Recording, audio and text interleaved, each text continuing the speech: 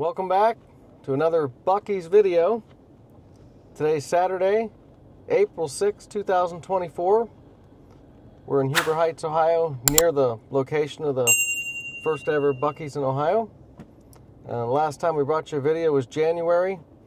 Since then, there's been a few changes, a few updates.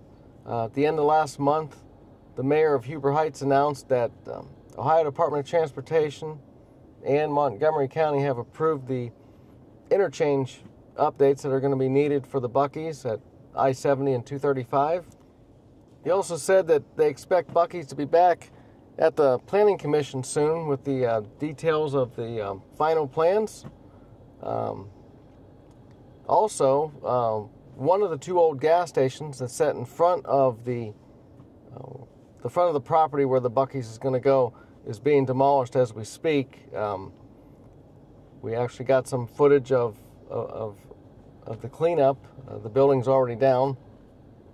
So we're getting a little closer. For the first time, we actually have an update to show you. So the mayor also reported that BUC-EE'S has not yet closed on the property, but they're expected to close once they get once their plans are approved. So we may have to come down here a little more frequently to capture the updates, which is a good thing. And they're saying that once the property's closed on and all the approvals are in place, it should take about 18 months to grand opening. And then it will employ around 200 employees, so brings some employment to the area, which is great.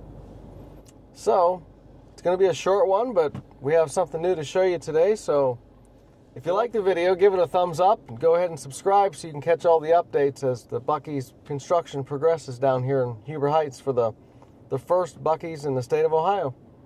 Looking forward to it. Now, thanks for watching. See you down the road.